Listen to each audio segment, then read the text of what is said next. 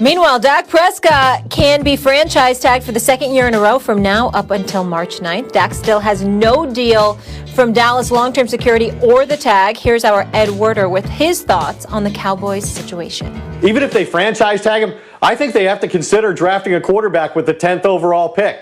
That's the highest pick they've had since 2016. With quarterbacks available in this draft and continuing uncertainty about Dak Prescott's long-term commitment, I think they would have to consider drafting a quarterback, even though that's not the way Jerry Jones has operated. The last time Dallas took a quarterback in the first round, that would be Troy Aikman back in 1989. Look who's here. It's about time I see my friend with some good energy. We're ready for our prom picture and our choral in just a bit. Swagoo, we'll get to you in a second. Obviously, this is your squad. It is beautiful. It is beautiful today. The fact that we matched it up and the other two guys look like they going to work on Wall Street. I'm just glad we adding some juice to this show today. Fashion sense. A little flavor, a little something. Anytime we need spring. I show up, there's juice, brother. Anytime I show up, there's juice. Okay. It's all right, though. I feel you. I feel The juice is loose. Okay, let's go.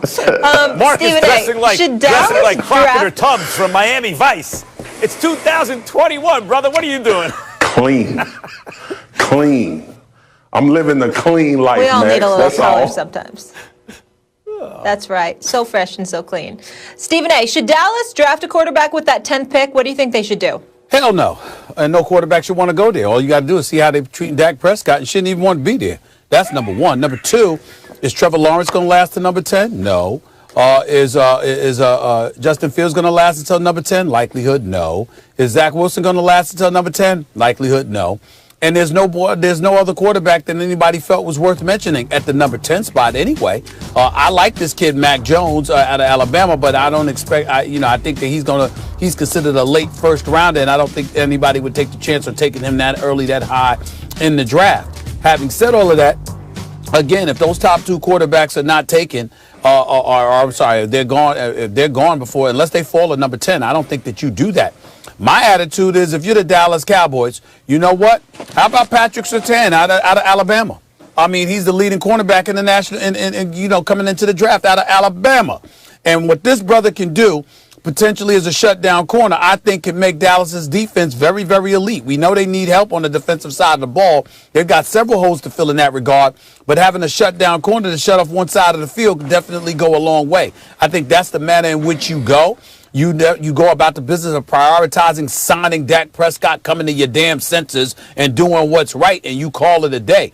I don't think you should be thinking about bringing another quarterback into the equation, because that's just making more trouble for next season. First of all, Dak Prescott in all likelihood would be there because you'd franchise him. Secondly, Andy Dalton is no scrub. He's a backup that's capable of giving you a starting minutes, at least for a couple of games or a few games or so.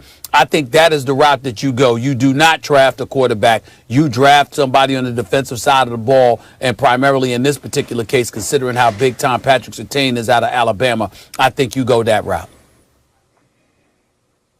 I think first, Ed Werder has had a very good, he's been all over this situation with good ways to think about it. For example, I quoted the other day, I actually think it was on Keyshawn, J. Will, and Zubin in the morning, Stephen A., on the radio. I think Ed was like, look, you wanted that fifth year of control so bad that you wouldn't take 4. Instead, you took 1. It doesn't make sense. So I like the way he's thinking about this, but I disagree with this. I'm with you here, Stephen A., unfortunately.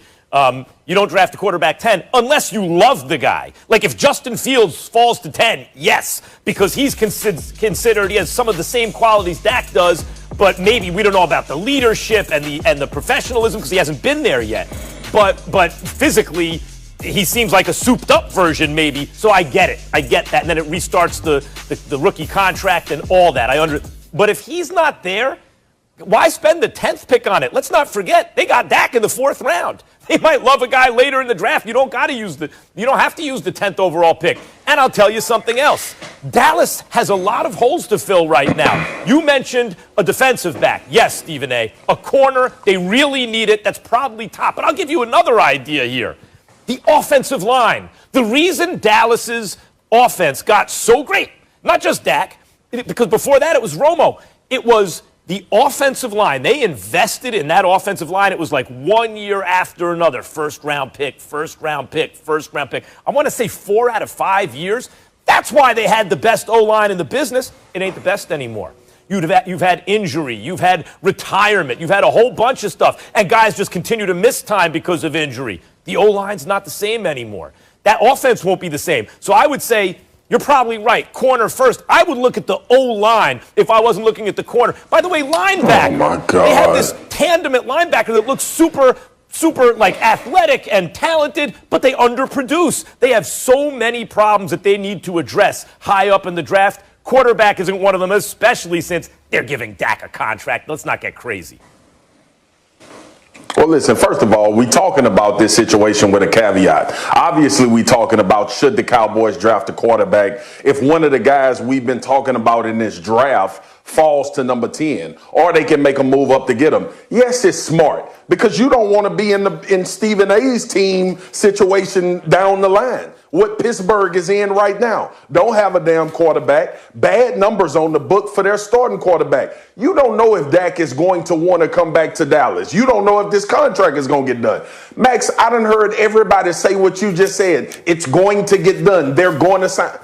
How? What evidence do you have to prove that a contract is going to get done? Because all the evidence leads me to believe that we'll be here again watching Dak Prescott play on the franchise tag. And then guess what after that franchise tag? Either you're telling me that Andy Dalton is the future and you're going to use him as a bridge quarterback until you can identify one, or you draft one of these young guys, you figure out a way to get them, you don't have to pay them a lot of money, and just in case Dak Prescott, who, by the way, has all the leverage, decides, I'm going to depart from Dallas and go play somewhere else. You know what you got? A succession plan. You know who else was killed for that? That doesn't look so bad now? The Green Bay Packers. They got Jordan Love. Everybody lost their mind, went crazy. Oh, please. The bottom line is they have potentially a succession plan. Please, your team just signed Dwayne Haskins and Mason Rudolph is the backups. That's why Pittsburgh is in the situation they're in right now. I definitely don't like that. But in the same breath, don't talk to me about Jordan Love. You haven't seen him yet. Don't get me started on Matt LaFleur and what's going on in Green Bay. That's number one. Number two. They drafted him. They drafted him as a succession plan. I understand. We'll see whether or not there is a succession plan. We'll find out. We'll see. Secondly, and more importantly, here's the deal. Why are you talking about Big Ben Roethlisberger like that? I mean, 33 touchdowns, 10 interceptions, throw for 3,800 yards in 15 games. You talking like he a scrub or something like that. They don't have no offensive line, don't have any running game. All right, you put it all on him. I'm not saying that he's that dude anymore, but it ain't like the brother's a scrub. It ain't like he can't come in there next year and still do some things. You ain't got to be so disrespectful like that. What? What? You heard what I said? Number one, my argument had nothing to do with Ben Roethlisberger's ability. We know he's lost some ability, but we also know that if you insulate him with good people around him, he still can sufficiently carry a franchise in a way. Okay. But what you going to do after he leaves, Stephen A? Well, I understand that. Do you know Pittsburgh is going to have a quarterback next year? I do not know that. I do not know that, but I do know what they do have. Oh, wait a minute. I do know what they do have, and I do know in the case of the Dallas Cowboys, again, you're making the assumption that people are assuming Trevor Lawrence, Justin Fields, or Zach Wilson. They were just saying blanketly the Dallas Cowboys need to draft a quarterback. They didn't sit up there. Of course, if one of those three are available, you got to strongly consider that if you're the Dallas Cowboys. But here's the point. Guess what? My priority walking in, if I'm the Cowboys, I'm not thinking they're going to fall to 10. So if those three are not there at 10, then I need to prioritize elsewhere. I don't need to just grab a quarterback just to make sure I got a security blanket for Dak Prescott when I can get a Patrick Surtain or this kid Slater out of Northwestern as an offensive tackle or somebody else. I might need to go that route instead of just grabbing a quarterback just to make sure I got somebody that can throw a football because Dak Prescott's going to be gone. So you're not going to grab one this year just to put yourself in position to grab one next year? I'm sorry, I didn't hear your question, Marcus. What did you say? Marcus. Go ahead. Go ahead, Max. So you're going to draft the quarterback I was gonna next year? Mm-hmm. Yeah, draft him next year. I was going to say, I hate admit it. I hate agreeing with Stephen A. about this, Marcus, but he's absolutely right. If Justin Fields is not there at 10, if they don't love the guy that's there at 10, you know what it is just to draft a quarterback? You bring up the Steelers, right? Well, they drafted Mason Rudolph. Max, He was we the guy ain't who talking kind of about fell the in that Cowboys draft, and people drafting like, no scrub. He might. We ain't talking but about the them point drafting is, just no you gotta, any guy. You gotta love the dude that you're gonna draft, and they don't have to use the 10th pick. They got Dak in the 4th round. They might find a dude later on in the draft that they like as much as whoever's there at 10. You bring up the Steelers as an example. That's what the Steelers did. The Steelers drafted later on. Oh, we like this guy. This guy might be the answer. He wasn't. You can't hope that the dude is going to be something and spend a draft pick on him. He has to be a guy you actually like. Obviously, Green Bay really likes Jordan Love. They really think he can be something. Okay. You don't do it just to do it.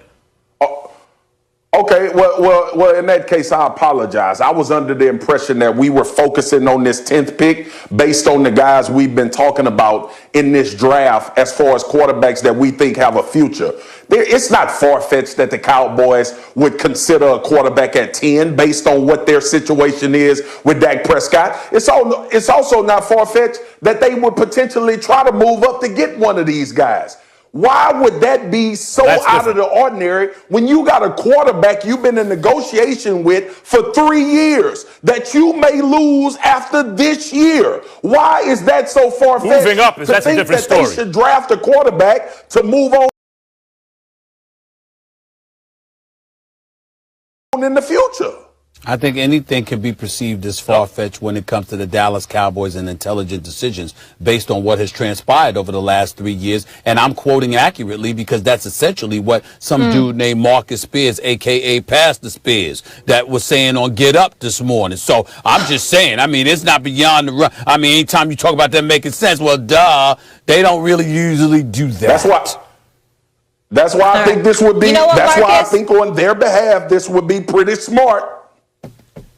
They ain't gonna listen. Marcus, since you and I look like Miami Vice, let's just drop them off on Wall Street, and you and I we'll head down and go get a Mai Who the Tai hell at Miami told you Vice Marcus and Spears celebrate. look like Miami Vice? He might look like one of the bouncers for Miami Vice. Wall I'll Street's where see they you keep on the money, NFL Molly. Live. I mean, come on. Oh my goodness. Bye, on, guys. All right, when we come back, we're talking.